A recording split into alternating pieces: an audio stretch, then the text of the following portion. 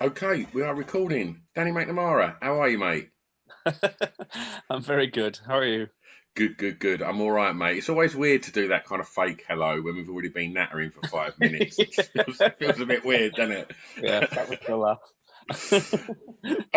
Well, it was really nice that you we haven't spoke for a while, and Yeah, it must be like 8 years or something, maybe longer. well, you had the club Yeah, yeah, that up in was Manchester, so that was a long time ago. yeah 2010-ish, Wow, 12, somewhere around there, was it? time moves quickly, You know mate. what? I can't remember. It all blurs into one. I think we're both getting old, mate. Both of our beards are looking a little bit greyer than when we last met, I think, mate. Okay. Well, look, before we get into your song picks, Danny, I want to ask you, please, mate, how you found the 18 months of lockdown. I want to know how you found it personally, and I want to know how you found it creatively, please. Yeah, okay. It's a weird one that because me and my wife had a baby just before lockdown. Um, so she was only a few months old. Um, so we were sort of really snowed under with that, and I would have probably have been stuck at home anyway. Yeah, So that sort of, in a way, that kind of it didn't take over the pandemic. I was still worried about it and whatnot. But and also maybe as well, it made me doubly sort of protective because I got a new baby. So I was like, make sure we've got enough supplies in, just like do everything possible to protect us because yeah, initially my immediate fear was because nobody knew right at the very beginning was that my baby was going to get it, yeah, um, or that Lauren might get it because just after pregnancy, you can be vulnerable and stuff. So I was sort of more mindful of that.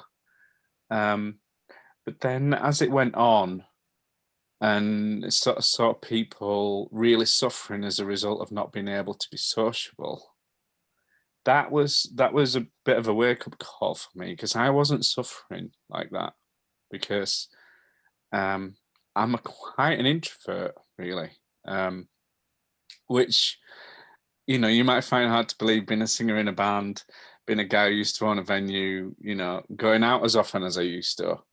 But actually, it's something I've come to learn about myself is that I am actually quite introverted, and um, I find other people, uh, people I don't know really well who I can't relax around, really hard work a lot of the time, and and so and I've heard this quite a lot from quite a lot of other people who are writers or who are creative, is that almost the imposed isolation was quite a nice benefit yeah, because you're able to just do what you want instead of having to do all the social stuff that you sometimes feel obligated to do.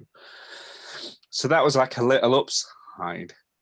Um, but then the hard work of it was we weren't able to get any childcare, and so we were basically 24/7 looking after a baby and all that. And then I suppose the biggest worry for me was my mum and dad, particularly my dad, who has got all sorts of lung stuff. He worked in a factory in Maidenroyd that had asbestos, and so he's got issues with his lungs as a result of that. So it was like if he gets it, he might be one of those guys who don't make it. He's in his mid 70s and stuff, yeah, and a bit overweight. And so a lot of my lockdown was making sure they never left the house. So I was like taking supplies around or getting Tesco to go around and pestering them every day, making sure that they were taking it seriously. And I think, I probably went too far in scaring them because they're still a little bit reticent to leave the house now, yeah, Um, but I think that that was the right thing to do back then because, um, you know, my if my dad had got that first strain of it, he would have probably been one of the people who went into hospital, you know. Yeah. So yeah, it was pretty frightening. It was really weird as well, how much I tuned into the news every day, and I still do that now. And it's really boring. Like normally, I'm not the sort of person that would do that, but I was like really obsessively like watching the numbers, and it was like it's almost like one of those disaster movies where they watch to see where the aliens are going, so they know, you know, how to organize their lives. It was a little bit like that, sort of tuning. It was compelling though, wasn't it? In a really Yeah, kind of grim way. It yeah, was yeah, because I think for so many of us, it felt like I don't know if it was the case for you, Dan, but like it felt that this was like the first time that I'd ever experienced. I'm nearly 50, and it was like the first time in my life I'd ever experienced anything where the world hadn't put it right in a couple of weeks. And it was yeah, like, oh, we'll get over this in 2 weeks, everything will be back to yeah, normal. And it was like, oh God. And that not knowing, and that just the how it was just gravitating on the news. It was just like you was just being bombarded with just horror and you know the yeah, extent of where this was going. It was like I don't know, like you, I just sat there transfixed by the news, just going, "Oh yeah, my God, what's yeah, happened? What's happening?" yeah. Like it was, and I'm not sure if that's a healthy thing. No, no, you can sort of get what I do to try and balance that out is whenever I'm looking into something, and Ukraine has been a similar thing, is I try and get very different news sources.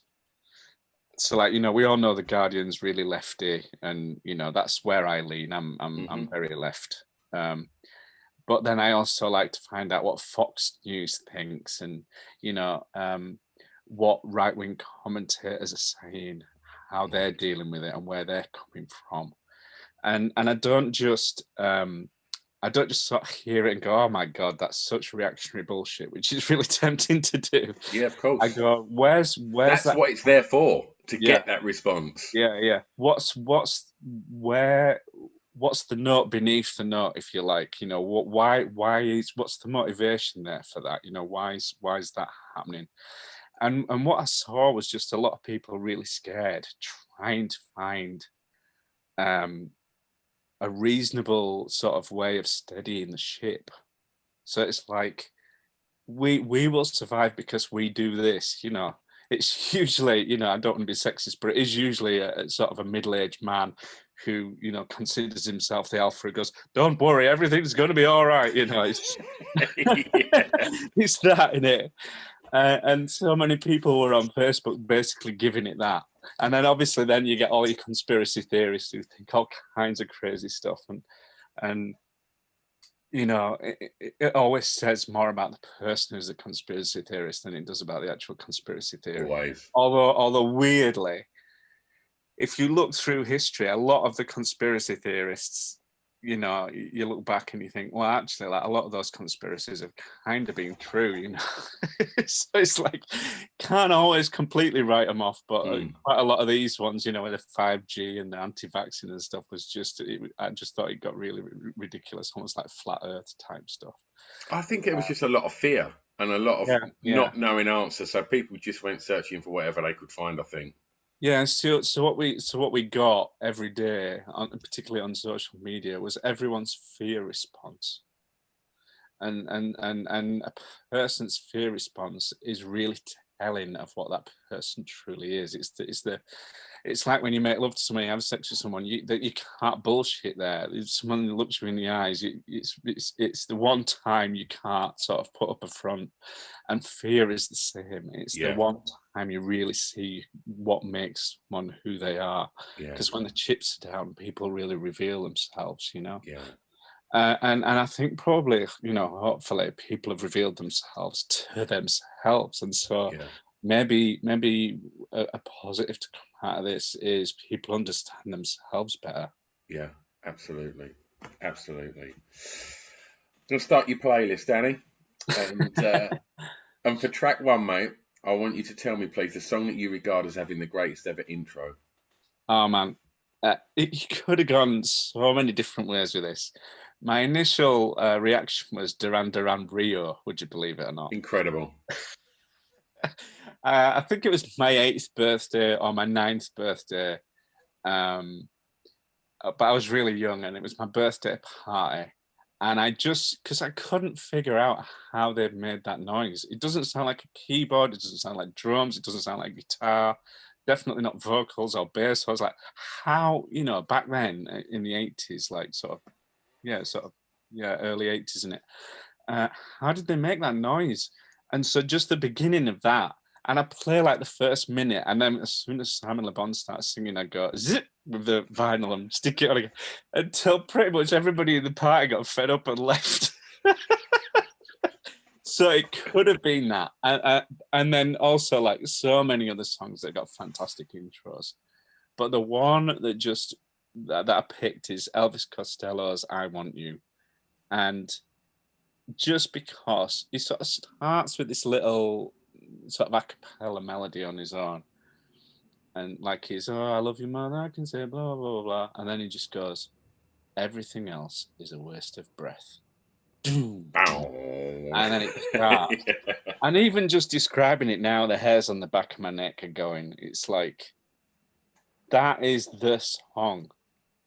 And it's almost I know it's the song by him, like, and I'm sure he probably feels that way as well, deep down. But it's almost the song by anyone for me. It's like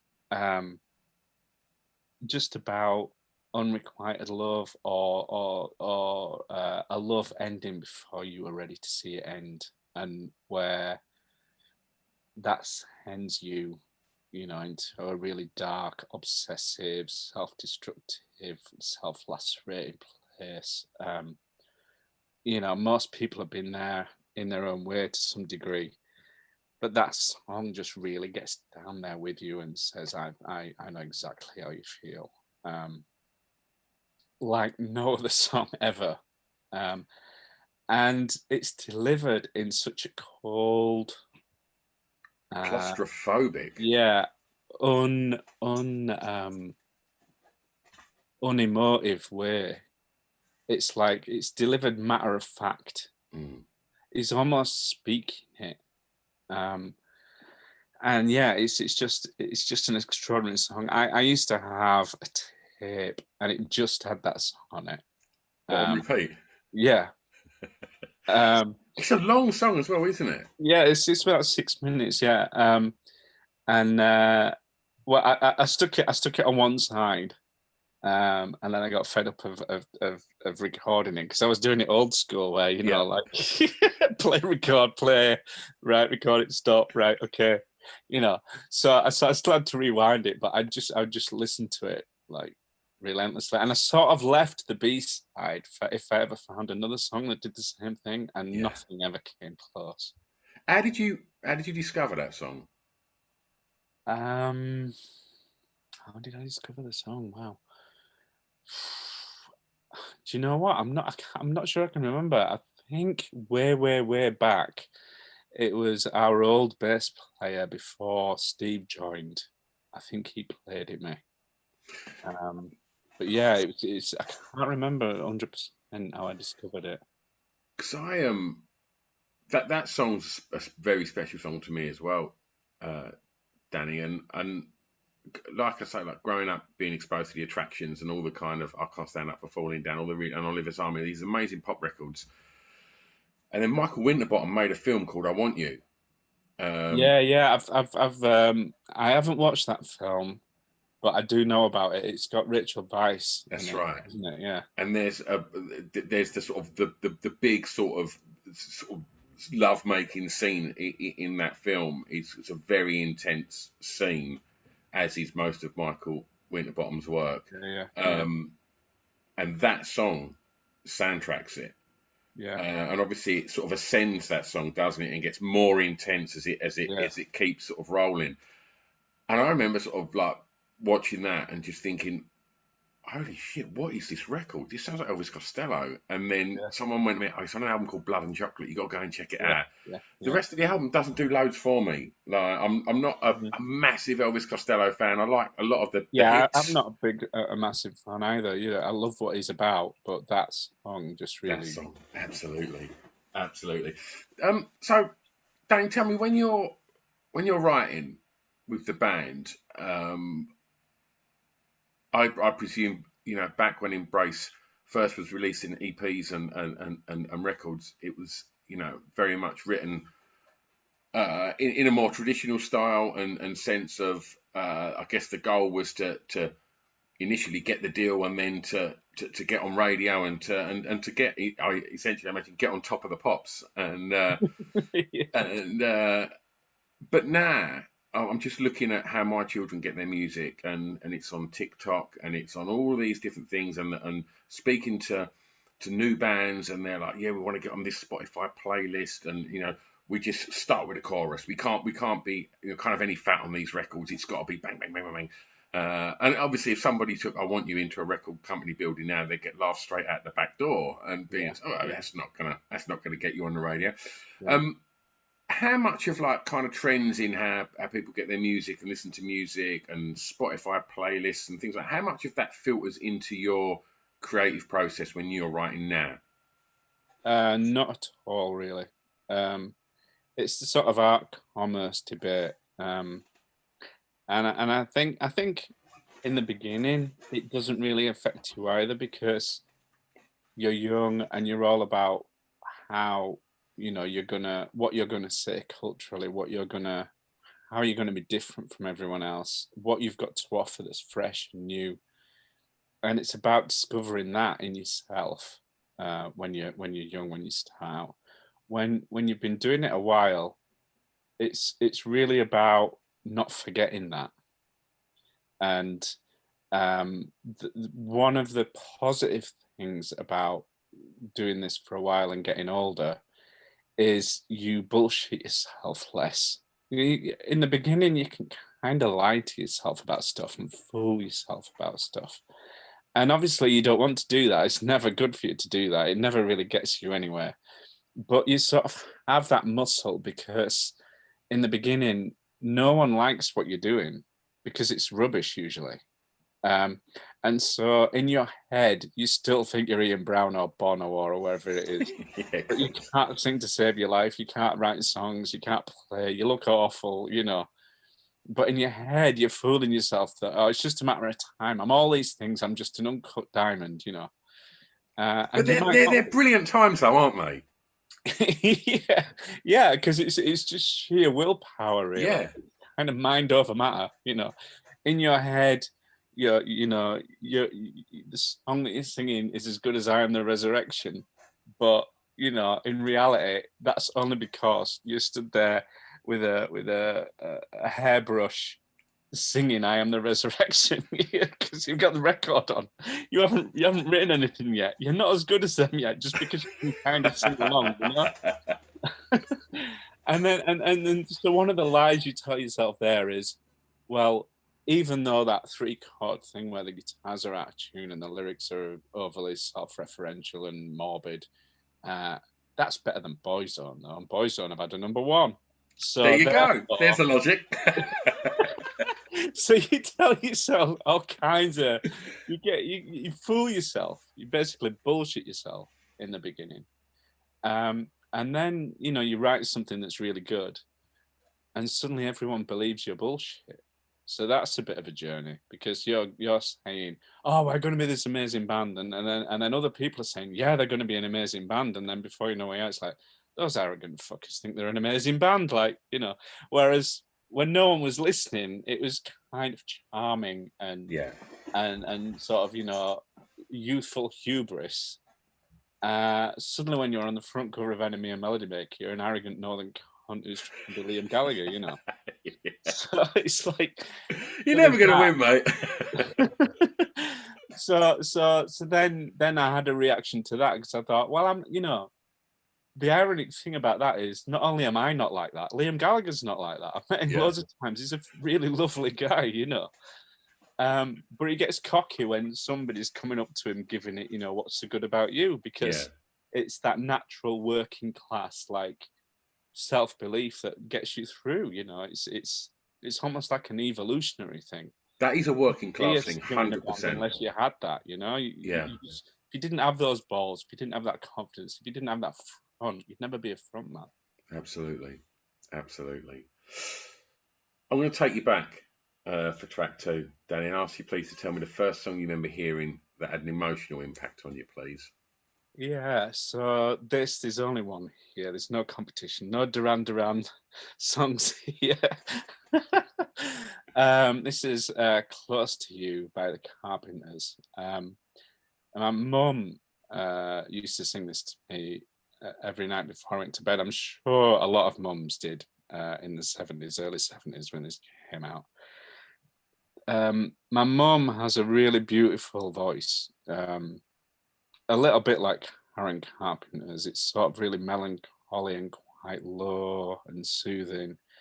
And obviously, I heard my mum's version before I heard the actual version, and I thought the actual version sounded a bit slick and poppy and a bit lightweight. Like my mum's version, just really, really, it's in my bones, and it's just. I sing it to myself sometimes, even now when I need to self-soothe. Just because obviously, like, I was like 1 or 2 or 3 or 4 years old, and my mum was singing this song when I was scared, as a kid. Because as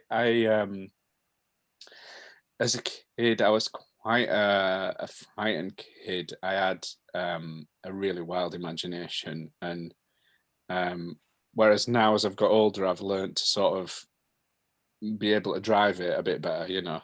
Back then, I was like sort of a 3-year-old with a Formula One car. I was like terrifying. And so one of the first things that I ever said as a baby was, "Mummy, Daddy," and then the first sort of phrase I said was, "It's dark." Jesus Christ. It's dark, It's dark, Like my mum would switch the light off, and I'd just go, "It's dark, Like didn't like the dark,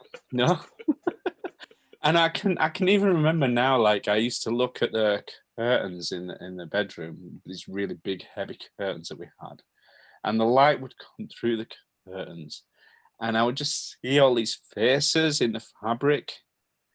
And every now and again, I'd find one that was really scary, and I just wouldn't dare get out of bed for fear that thing behind the curtains was going to come and get me. And my mum inevitably would come in, and she'd just sing me this song, and I'd fall asleep, and everything would be better. It is just a beautiful record, though, isn't it? Yeah. Really sad story about her, but yeah, incredible, and a great drummer as well. I remember seeing the videos. Karen Carpenter, what a drummer! And is there a sadder voice? I just think her voice, it just cries, doesn't it? It's so sad. It's just and unfortunately, when I sing it, I get halfway through and just turn into Partridge and end up just doing. It's impossible. And I say, thank you for the. Oh yeah. So where was growing up, Danny?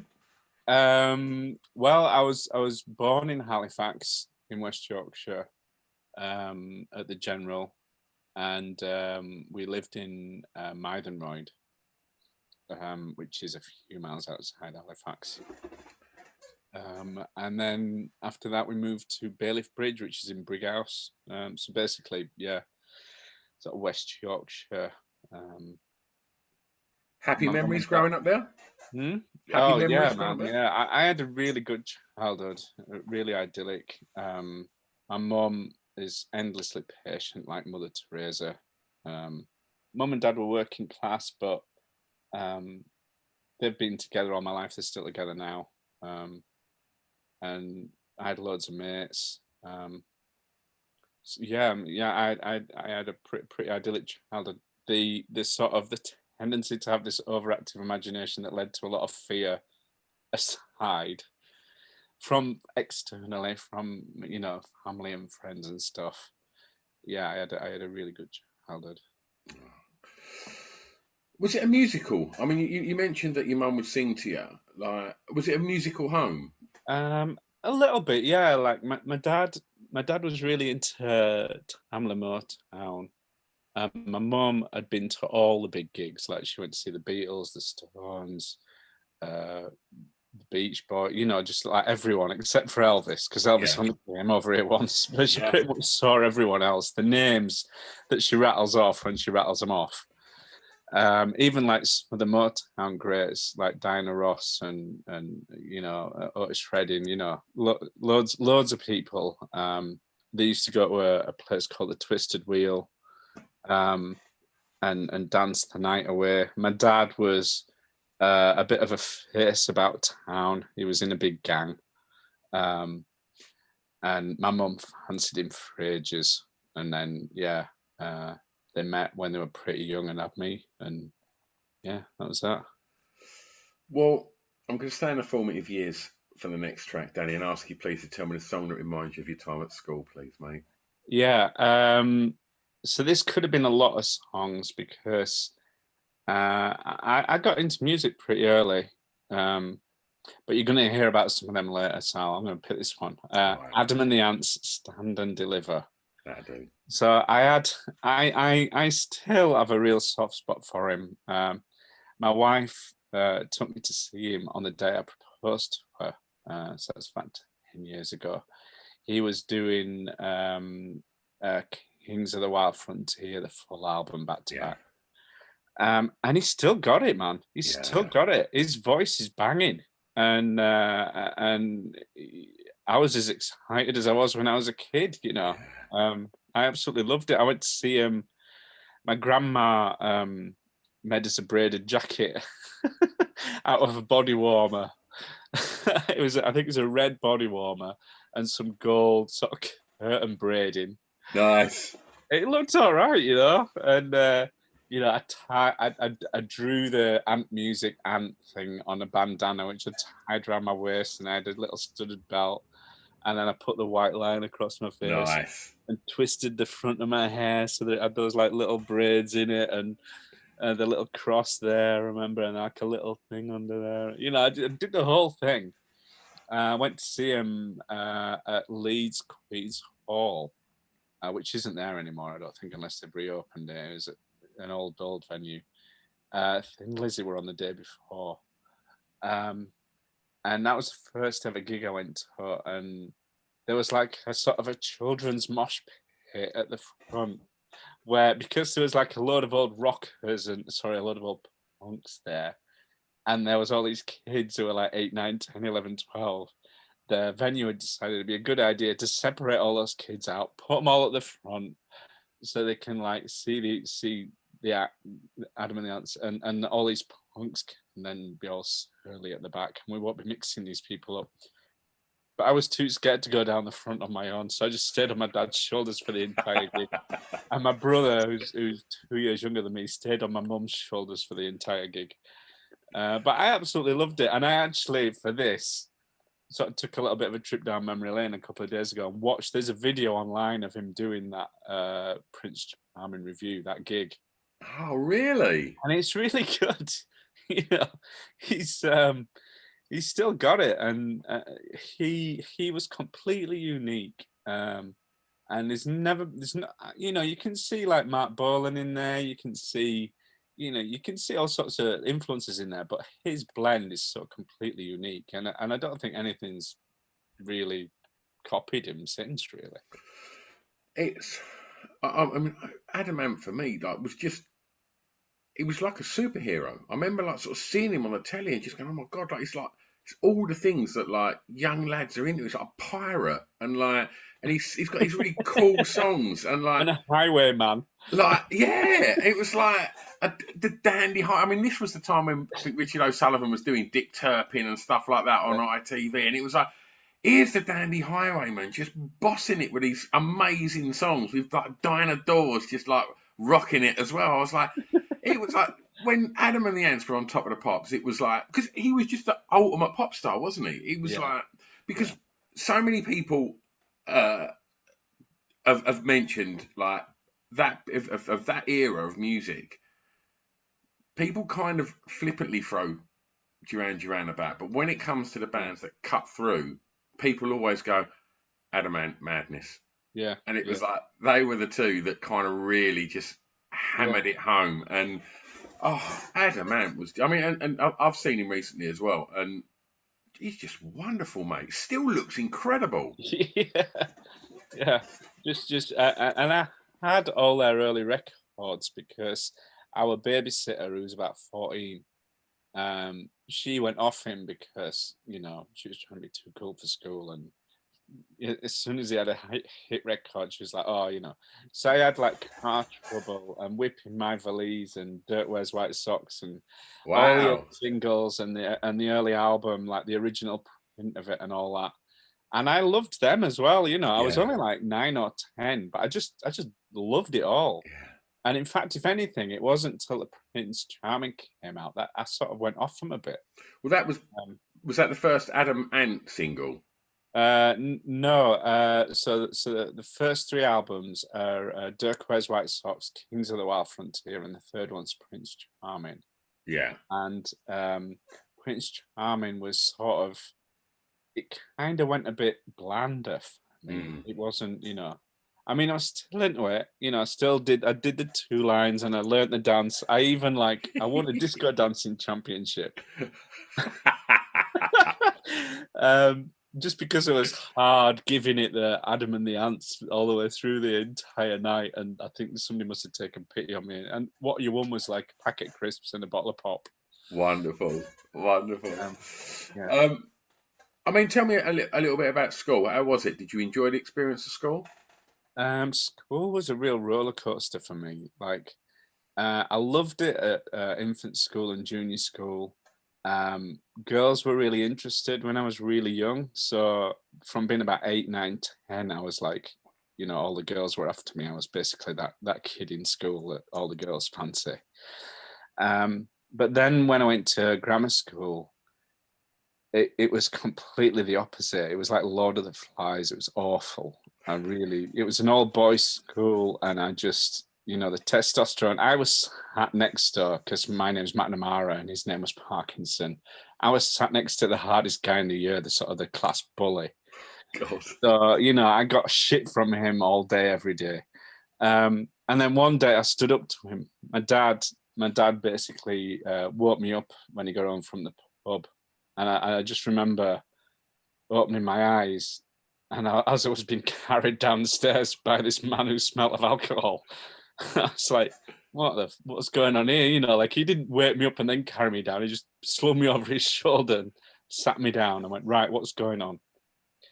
And I said, what do you mean? He said, well, your mum said, you went to bed crying and blah, blah, blah. And so I told him about what happened, about this kid bullying me. And this kid, the other thing is as well, when you're boys, and girls as well, but more so I think with boys at that age, like, you can have a growth spurt and you can be like 3 stone heavier and a foot taller. And Yeah. that's what he was. It really wasn't a fair fight. You know what I mean? It's like It was always fighting one your of them dad. kids that had stubble at secondary school in Yeah, like he the had first year. Do you muscles. You know know what I what I mean? mean? And I was just like a little scrawny 11-year-old. So it really wasn't any kind of fair fight. My dad basically said to me, he said, tomorrow, if this guy picks a fight with you, I want you to bloody hit him. I don't care. Just hit him. And you hit him so bloody hard he doesn't get back up. So help me God, you better do. Because if you come home and you haven't hit him, I'm going to hit you. Basically, not those words, but basically that message. Yeah. He was like, he was talking about sort of the bears and the snakes and stuff. And this is like, it was basically like, he was like daddy bear and I'm baby bear. And he's trying to show me how to deal with the snakes. It was as instinctive as that. Yeah. And then the next day, he took me to school, and he never used to take me to school. I always used to either go on my own on the bus or my mum would take me. But he took me to school, and he reminded me. And I got out of there. I went in, and this kid, I had these biscuits, and he nicked one of them off me and it broke. And I said, "Why did you fucking do that?" And he said, "What are you going to do about it?" And I just fucking swung at him. And then he squared up to me and he was crying because I'd hit him. And I hit him again. And he was shocked, I think, because no one had ever dared hit him, you know what I mean? Yeah. And then it was all like, you know, everyone was gathered around and couldn't believe that I'd done this. And he totally backed the fuck down. Yeah. You know, normally it would be like, right, fives court was the normal thing. 4:05 after school, behind the fives court, which is like a handball, like a squash court thing, made of concrete. What a lovely school it was. You know, it had its own sort of natural amphitheatre where everyone could gather around and go, fight, fight, fight. Fucking horrendous. But it didn't come to that because he backed down. Yeah. And he didn't bother me after that. Yeah. And I went home and my dad said, "Is it sorted now?" And I said, "Yeah." And after that, we actually kind of became mates because I think he respected me. Yeah. So yeah, that's Adam and the Ant Stand and Deliver. We've got a lot from that, haven't we? You're like a shrink. But would you say, because you know, I've seen you on stage many times, Danny, and I know you mentioned that you're quite introverted. That never comes across when I've seen you perform on stage. But that moment after, you know, having that experience and standing up to somebody and for the rest of sort of school and sort of times that followed that, how would you say you was with confidence? Would you say you were a confident young lad? It's a tricky one, is confidence, because you don't know what is deep down confidence and what's at front, you know, what is bravado. And there's a big difference. And almost like bravado is a lack of confidence. I find that as I get older, I'm more confident in myself and more sure of myself and more all right with myself. I think, you know, when I was younger, there was a certain amount of front and bravado to cover up an insecurity, you know, and I suppose the music and our live performances were more revealing of who I really was than me in person, which was often quite closed down, shut off, unavailable, if you like, which could be taken as aloof. But I really didn't think I was better than everyone else. I just didn't put myself out there for one reason or another. And in a way, I sort of regret that, to come back to that pandemic thing. When I saw how much everyone else was missing their social lives, it made me sort of miss that I don't really have one, you know. I mean, I've got mates. I've got a few really, really, really close friends. And I'm personable enough, you know, people want to talk to me because I'm that guy from Embrace. So, you know, I don't find myself, you know, crying into my drink at parties. You know, I can't have a good time. Yeah. But generally, I don't. It feels like it still feels like I'm a little bit separate. And our new album, How to Be a Person Like Other People, has really been about my journey that my wife has really helped me on, and also therapists helped me on, to sort of rejoin the human race in that way. So do you find, like, if you was to go, like, when you was younger and the you know the band had put the first record out, and I'm sure there was parties and things like that all being sort of thrown your way, like, and you'd find yourself in that sort of environment, like, when you say you sort of felt separate from it, like, can you sort of explain a little bit about that? Could you ever get lost in the moment? Yeah, if you get drunk enough. Yeah, I think you get drunk and that release. I think, like everyone, it releases your inhibitions and you sort of you relax. So yeah, drink really helps, and I think that's it for everybody, really, isn't it? Yeah. You know, and it's that thing. when I was younger, going to youth club, there was this one day when we used to go there every Friday religiously. One day it wasn't on and no one had said anything to us. And it was this barn dancing thing for like Silver Lining Club. And so there's all these like kids who are like 10, 11, 12 years old, and then a load of 60-year-old women all barn dancing. And so we're sat there around the edge, all like sulking, like, why won't they play? Like, Adam and the Ants or whatever, or Madness or, whoever it was back then, Blondie. And they're playing this awful stuff. And I was just really sulking. I wouldn't join in. But one by one, all my mates sort of gradually, because there was no blokes there, because, Silver Lining, unfortunately, it's mainly women because the blokes have all passed away, Yeah. And so there were all these women wanting young gentlemen, i.e. us 12-year-old boys, to come and escort them so they could barn dance together, So all my mates, one by one. And then it got to about 8 o'clock, and it was pretty much everybody except for me. And I was just holding out. I'm like sulking, I'm not dancing to this rubbish. And then I just thought, you know what, fuck it. And I just went for it. And I had the best night of my life. It was wonderful. I absolutely loved it. All I had to do was take that first step. Yeah. And I regretted that I hadn't enjoyed 3 hours of it. I'd only enjoyed like half an hour of it because it was over before it begun. And so it's kind of a little bit of me of like, if I'm going out, I'm going to fake it a little bit at the beginning. And then, if I'm with people I like, we'll get going. And it usually works out. It usually works out all right. What did you want to be when you was at school? I wanted to be a rock star. It was Elvis. Seeing Elvis when I was about 6, because he died. Which brings us neatly on to our next song. Oh, let's do that. Let's do that then. Yeah. First song you got from a record shop. Elvis Love Songs album. My mum and dad got us for Christmas. I got that, and my brother got ABBA Greatest Hits, and on vinyl. And he died when I was 6, and so it was on TV all the time. And I just thought it was so cool. I just thought, I want to be him. Yeah. And the thing I liked about him was he broke a string. He played his guitar with so much passion that he broke a string. And I thought, that is the height of emotion in music. If you play your instrument so hard that you break a string, you must mean it more than anyone else. Yeah. That's just as a 6-year-old, that's just what I thought. And I just thought it was so cool. And my grandma got me a fake leather jacket, a PVC leather jacket, which of course I insisted to everybody was real.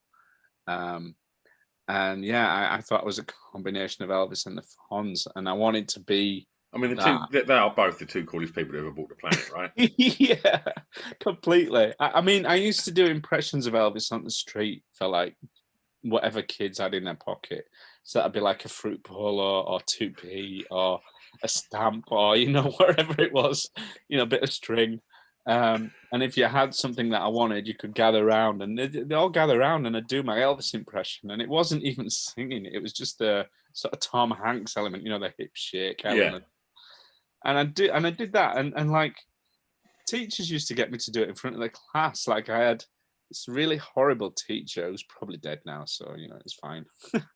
Who used to pick on me every day, and she'd get me to stand at the front of the class. And one day she saw me doing this Elvis thing, and she thought that she'd humiliate me by getting me in front of the entire class. Right, come on, do that now. Right, do that for everyone. And I just did. And everyone loved it. And she was like totally like, balls, that didn't work. Trying to humiliate me, and I just had the front to just really go for it, and everyone loved it. I mean, it wasn't very good. Yeah. It was just like a kid just going for it, like no one's watching. Yeah. Well, you just mentioned Hanks and Elvis. Have you seen the film yet? I haven't yet. I want to see it at the pictures, but we've got a 2-month-old and a 3-year-old, and so it's all kind of hands on deck here at the moment. So, if you can escape to the cinema, Danny, it's a cinematic experience. I'm a big fan of the King, and it is that lad that plays him. Oh Yeah, I've read a God. lot about it and heard like all the reviews. Like Mark Kermode says this is film of the year, and I've seen all the trailers and I've read all about it. I can't wait to see it. Yeah, I The think it's going to probably be performances, my film of the year. mate, the performances of like obviously the 68 comeback, If I Can Dream, like you have to blink to go, is that it or is it not? And and the same with the epic Suspicious Minds that the big Vegas performance, like that he, just where he breaks it down, brings it back, breaks it down. It's it's literally movement. Every single movement is just, it makes you question what you're watching. It's like, Yeah, is this the original footage or not? It's yeah, so yeah, good. It's so yeah. good, and that dude sings it, man, and absolutely owns it. Like, oh, you're in for a big treat, mate, when you get to see I that. can't wait. I can't wait. I'm really What's looking forward to it. what's your favourite Elvis track?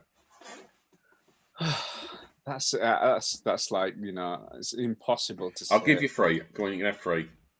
I love Me Tender. Oh, mate. That sort of a little bit has that Karen Carpenter, Close to You, Yeah, that sort of lullaby. I don't think my mum ever sang it me, but it would definitely be the sort of thing she would sing, and it yeah, gives me that same feeling. Just wonderful. So you can't not say Suspicious Minds. We've done that live for fun, and it is so much fun. The medley version, yeah, where it goes into all the different aspects of it. It's just like amazing. And then I think something like Hound Dog or something where it's just really yeah, raw and really early. That sort of more backbeaty sort of stuff. yeah, Where he's just giving it. yeah. They put a record out mid-90s called Elvis 56, and they put an accompanying film out, and it was just photographs of his, like, one of his first tours, if not his first tour. And you look at them photographs and you just think, I don't think a more handsome man or Yeah, cooler I've man, got that book. Photographer bought it for me as a mate. gift. It was a really great book. It's just different level cool, isn't it? Yeah, yeah, the original, isn't it? Really? Yeah, Well, absolutely. let's say the original white man doing it, Yeah, because yeah, obviously there yeah. was fantastic black artists doing it way Of before and way course, better in some ways. But of course. yeah, And there's a lot of that referenced in the film as well. yeah, good. It Um, should be. He owes a massive debt.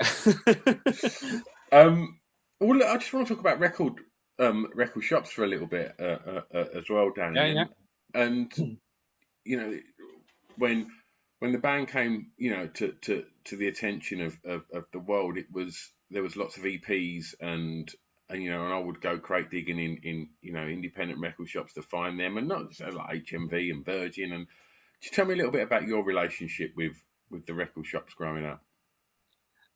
We had one in Brighouse called Martin's, which was sort of a station corner shop, record shop, all in one. Stationery and records. Yeah, What more do you stationery. want from life? It it was sort of like WH Smith's, I guess, in a way, but a lot smaller. Like not a big shop at all, just like a normal shop size shop. Um, and and you just but the thing is, like, quite often you wouldn't get the original front cover. You just get like a white sleeve and like just a record. It was like cheapo versions. Well, they used to do that, didn't they? In lots of like Yeah. sort of news agents, there'd be the ex jukebox singles, wouldn't they? Yeah, and my mate would always have, like Prince Charming with Adam on the front doing his makeup and stuff, and I just have this white cover for like, it's like what? That's not fair. I've totally lost out here, but yeah, um, and that was it then, really, until I sort of got a bit older and was able to go a bit further afield. So I was able to go to Bradford and Halifax and then Leeds. But when I was a kid, like Brighouse was just like sort of a 13p bus ride and Yeah, not far enough away from home for my mum and dad to worry about me. So yeah. I touched on confidence earlier, and I just want to ask something else, Danny. And you've chose, you know, a life as a musician, which is famously very tough and very competitive. Um, yeah. Tell me a little bit. about your relationship with drive? Oh, mate. um, I've never met anybody more driven than me. And Okay. I've met a lot of really driven people. I've never met someone who goes further, harder, more. Um, it's probably like if you had to pick one superpower that I've got, it might be that. I'm Where's it come from? incredibly driven. I don't know. Where's it come from? That's a really good question. I honestly don't know. You know, my brother describes it really well. He says, like, because I have actually done this, you know, like single cream, you can't whip it into you can't make it into whipped cream because it's Yeah. single cream. You can do it double cream. Yeah. It takes a while. I someone once said you can't. It's impossible. It took me an hour, but I did it. Fuck's sake.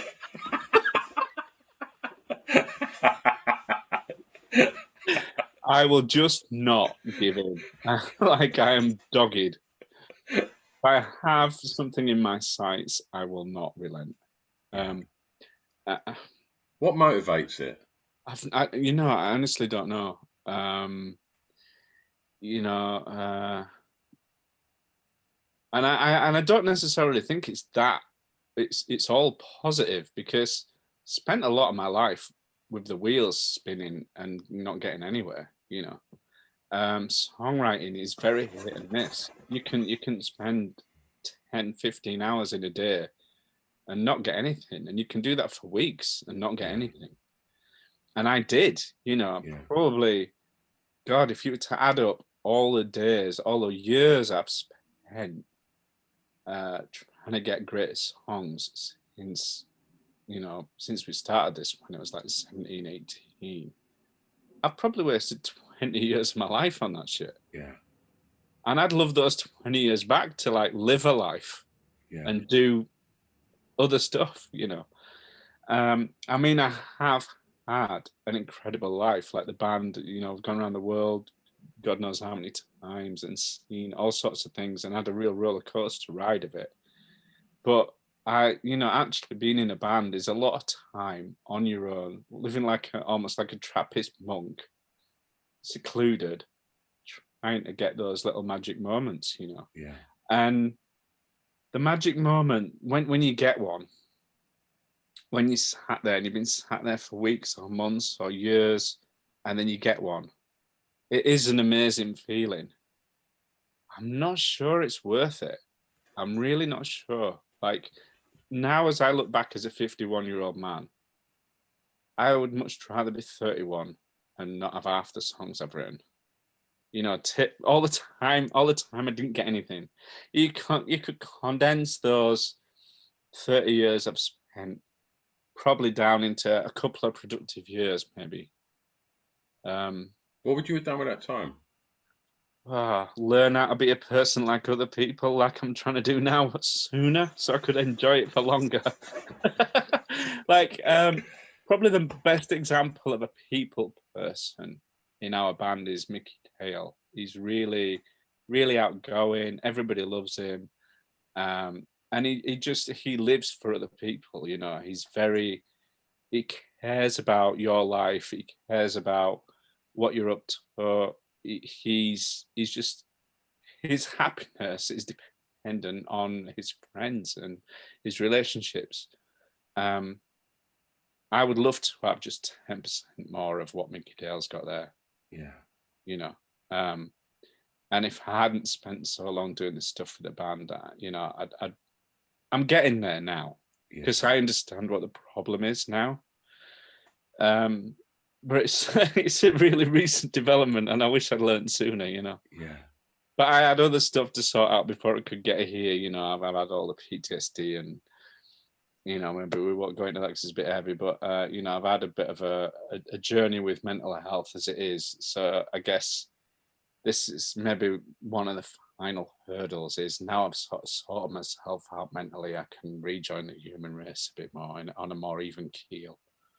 Do you feel like you said you've been sort of addressing it like in more recent times?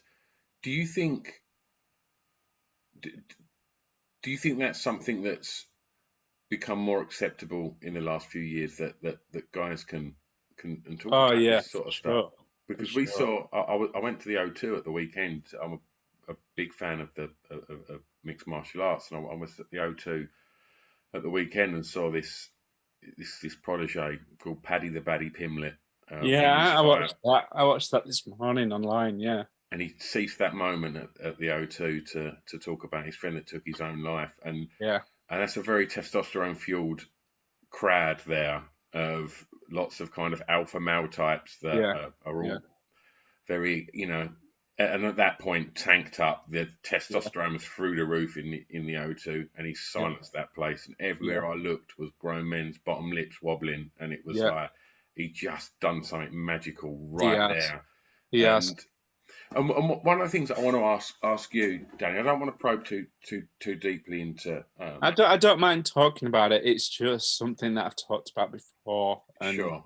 I yeah. think you spoke to my best friend and former bandmate Nick on Math of Manliness, I believe. Right. Yes, I have. Yeah, we've talked Yeah. about it. Yeah, yeah, that was good. That So enjoyed that. Yeah, yeah, he's my best pal, is Nick. And uh, but what I want to know is like I mentioned earlier that the music industry is tough and really competitive, yeah, and there's so many things like you know alcohol and drugs and all sorts of things that are going to be thrown at you in that industry.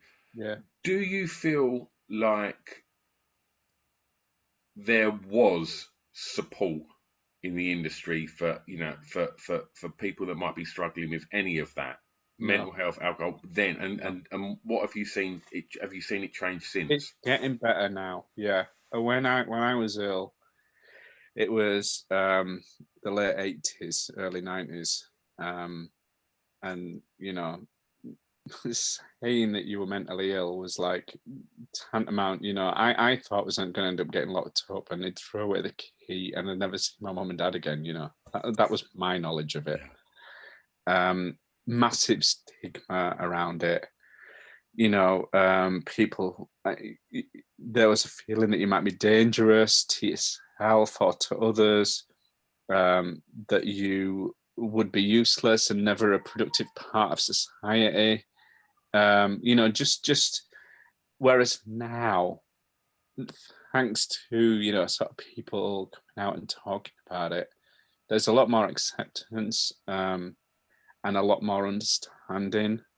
And what I actually had wasn't understood when I had it.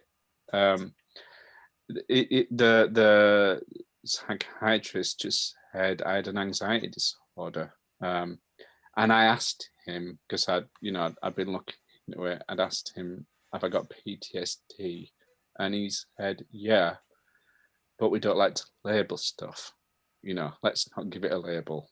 Let's just deal with what the issue is." But now I look at it, and it wasn't really PTSD. It was more like a sort of pure sort of thing that I had.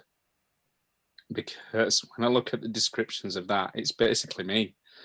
I was having these vicious, really intrusive thoughts from waking up to going to bed, that I couldn't do anything about. And basically my mind wasn't my own. And it was like hell on earth for about 3 years. I was having sort of 15 panic attacks a day. And yeah, it was really difficult. But the sort of the upshot of that is nothing phases me now, no matter what it is, because nothing in the real world can fuck with you as much as something can when it's in your head. yeah, Um, you know, um, there's that thing in there where more soldiers have died by suicide after war than ever died in war, yeah. and it's because of the PTSD. They just can't handle it, and that's what I had, and it's about as bad as you can get. It's really relentless, and now whenever anybody says that they've got something, that, or they're worried about something, I drop whatever it is I'm doing, and I try to be there and try to help, because I know how bad it can be. It's horrible. Yeah. I'm gonna move on to track 5 then, Danny, and we'll talk about. It seems quite weird to go from something so serious thing going, right, No, let's go clubbing. Fine. We'll make them laugh. We'll make them cry. Yeah. So, did you go clubbing? This is a weird one, because I sort of went clubbing really early. Because how old was you when Embrace was releasing the EPs and that? You was quite young, right? 20. I think it was like 26, something like that. So not that young, There's bands who were younger when they start out. But yeah, I went clubbing when I was about 15, 16. I was quite tall by then, and I sort of got away with it, and it was like horrible testosterone fueled.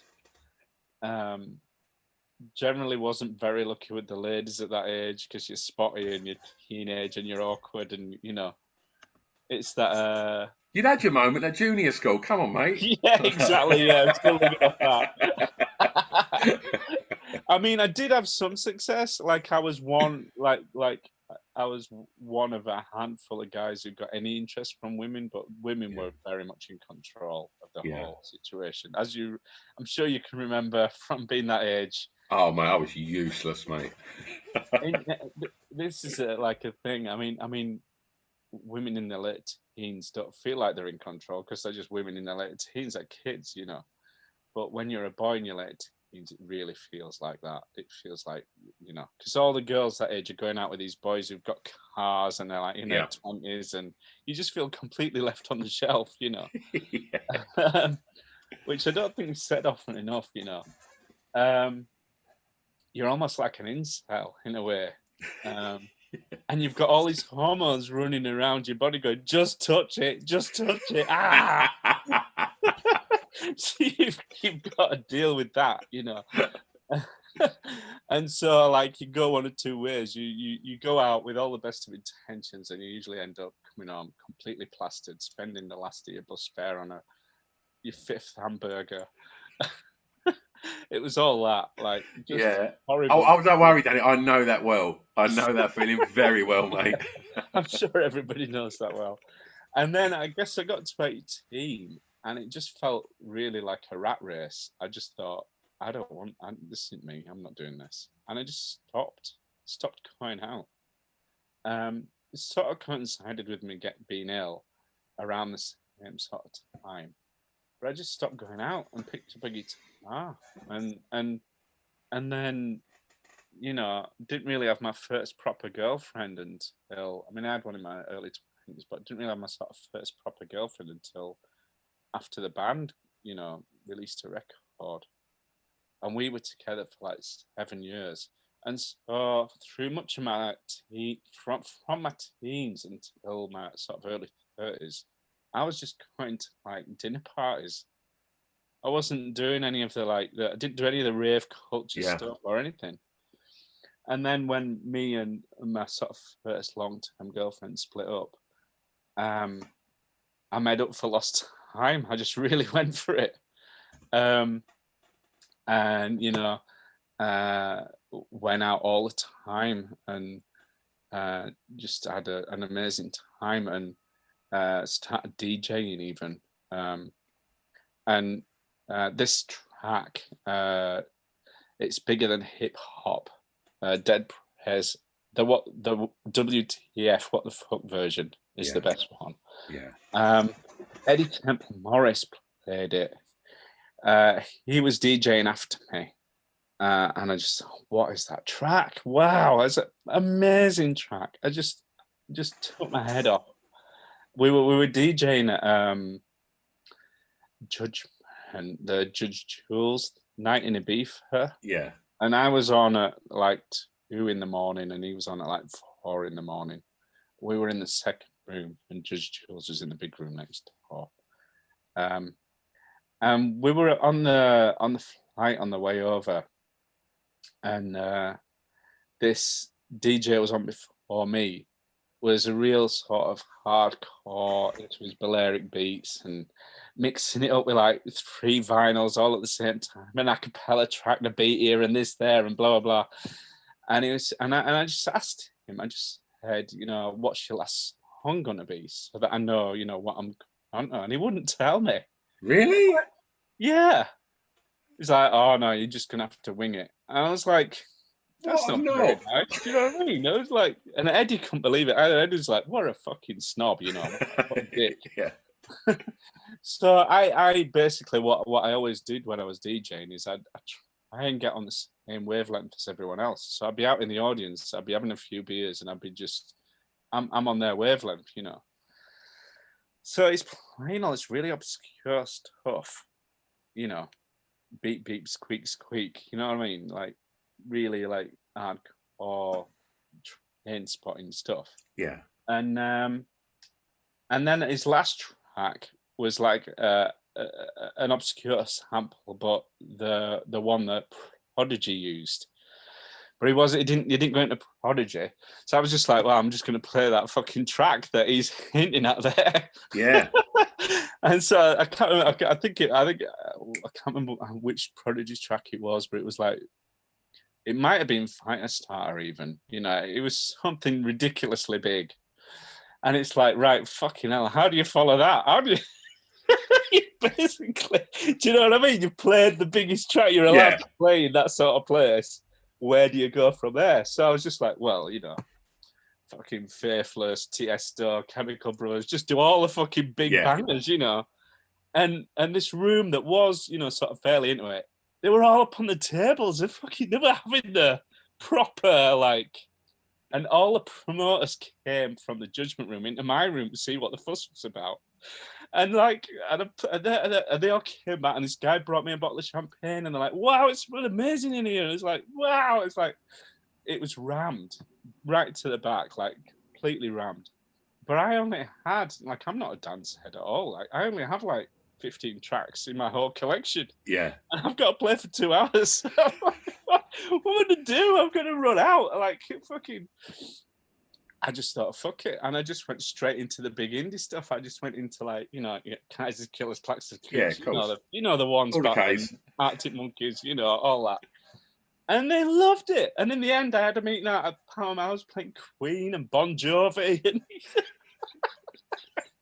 and we, you know, like, we totally lit that place up. Oh, you know? Amazing. I loved it.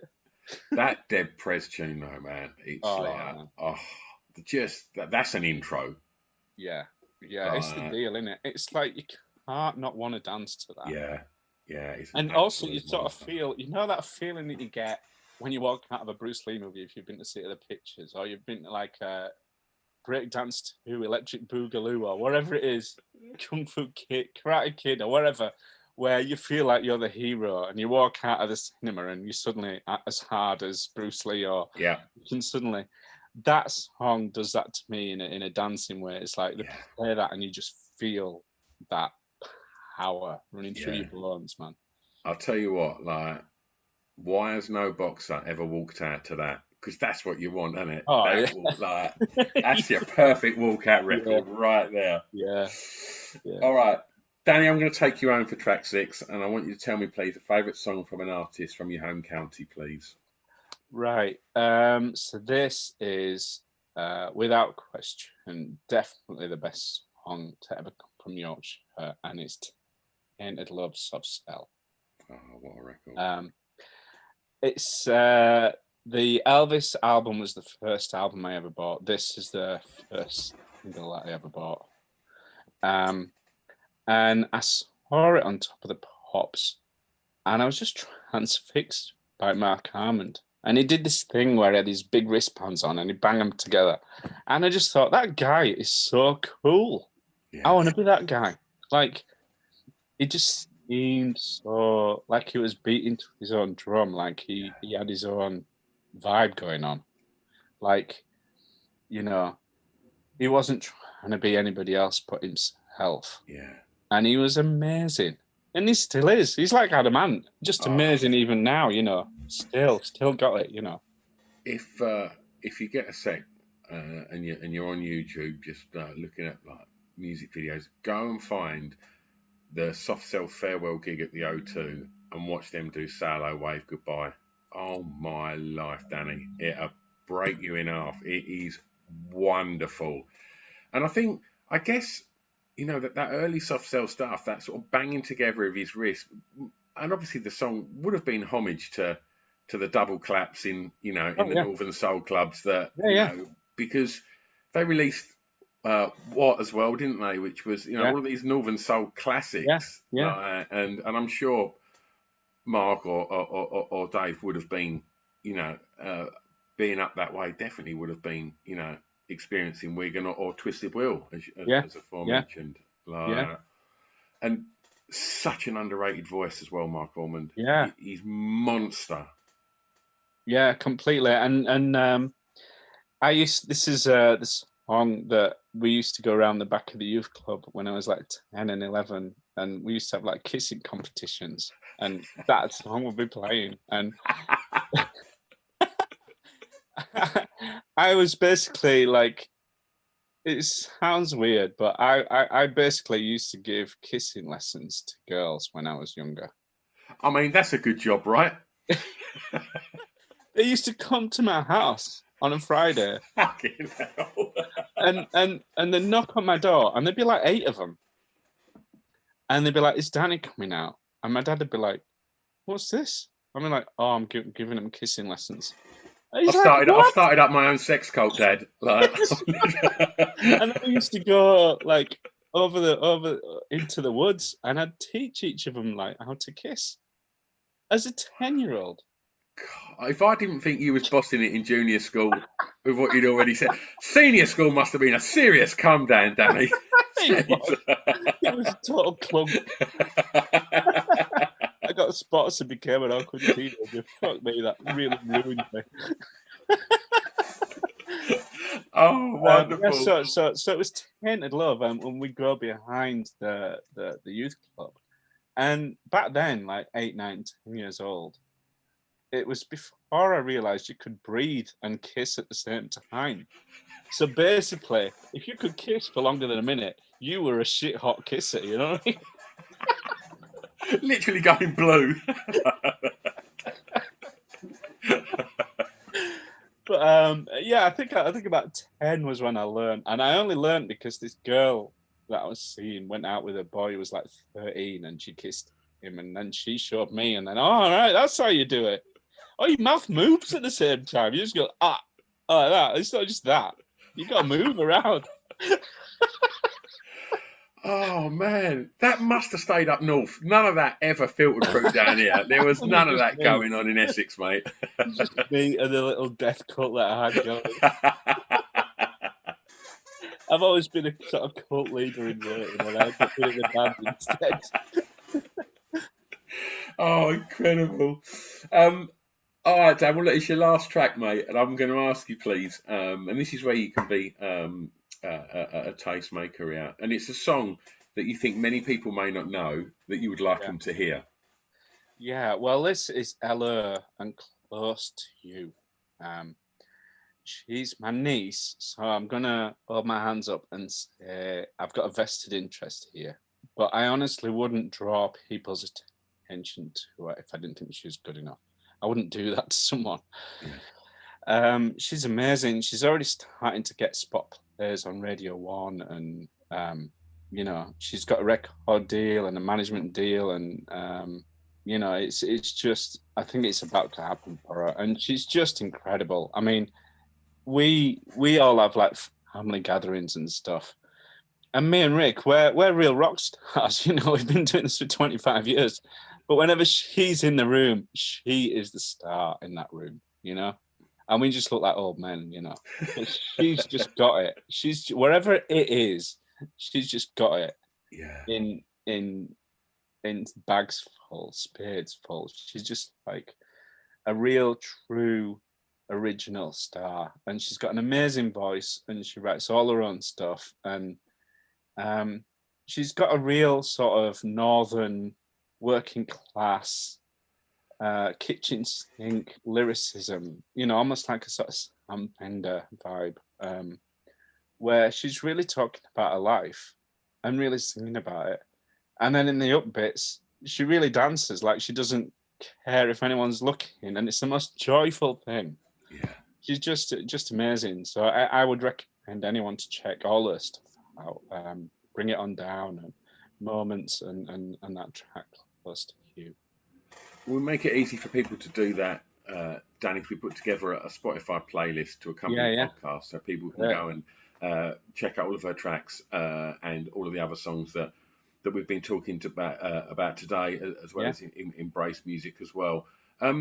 Looking towards the second half of 2022 now, Danny, what are you looking forward to from the rest of the year, personally, and what's going to be happening professionally, mate?